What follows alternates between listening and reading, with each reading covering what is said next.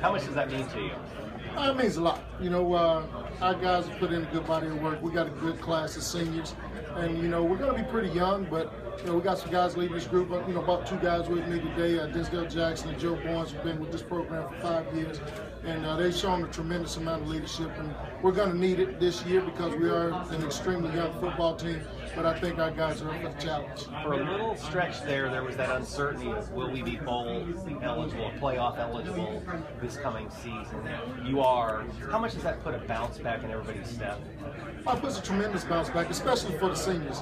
When it first came out, we knew that there was a possibility that something like that could happen. But we also knew that we had some more numbers that we needed to present to the NC2A. So I wasn't too alarmed by it at the outset. Obviously, you know, the news sent a big shockwave, you know, everywhere. But, you know, once we were able to get the data into the NC2A, they acted really swiftly and was able to overturn it. And our guys are back and ready to go. Every year we ask about the predictions where teams are going to finish. You tend to always tell us that they don't mean or aren't worth the paper that they're printed on, right? I'm gonna give you the same answer. You know, the game isn't played on paper. You know, I think we're picked 5th from what I saw. And then one publication, it was 6, but you know, we got a bunch of pride over there at Tennessee State. You know, maybe our guys will use that as motivating material for them to work a little bit harder, but I don't see that being the case. You know, we got a job to do. We understand some of our shortcomings from last year, things that we needed to improve on.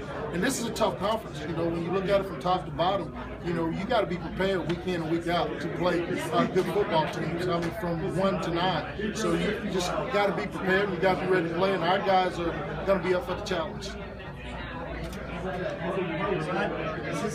talked about last night.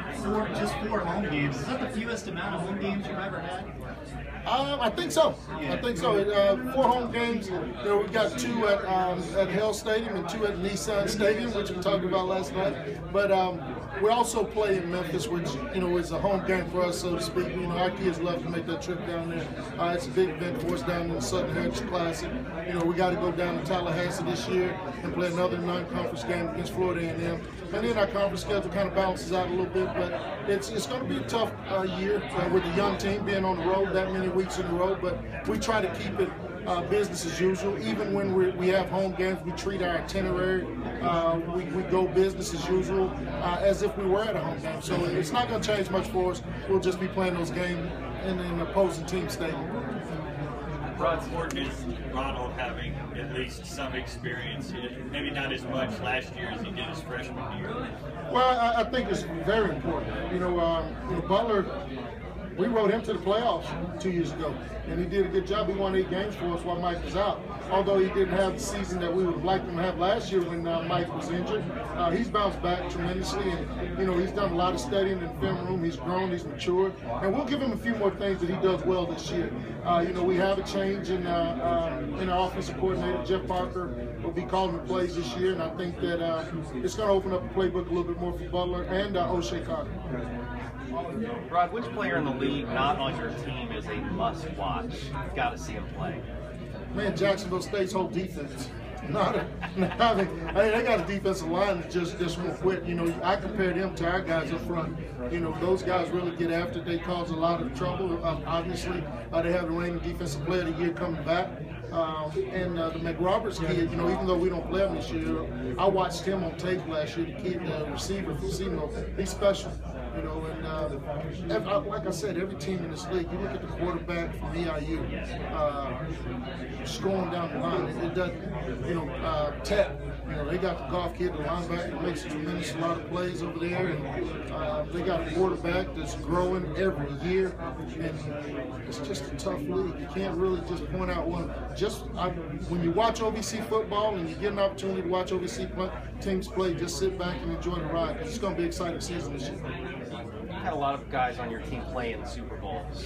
Who on your current team do you see playing in the Super Bowl one day? Who on my current team do I see playing in the Super Bowl one day? I don't know.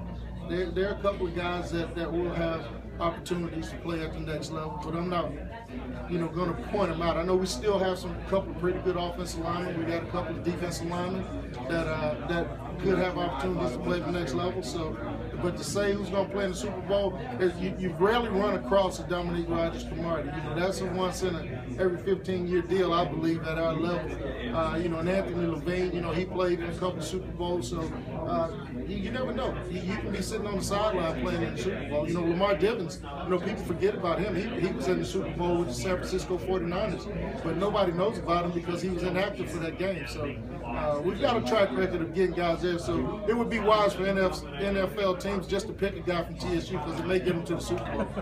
One other thing from the American Sports Network is wanting to know this. What's the best road trip in the OVC? The best road trip in the OVC for me is Jacksonville State. Why? Just the crowd, the band. Their crowd equals our crowd, I believe, and their band, tries to equal our band. They don't equal our band, but they try really hard.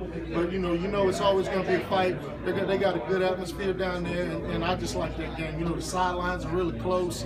You got nowhere to go on that field. It's just a cracker box right there. It's a nice stadium, but on the field there's probably about 8 yards of sideline. So it's a fun atmosphere, and it's always tough to play down there. We look forward to playing those guys down there this year. Right.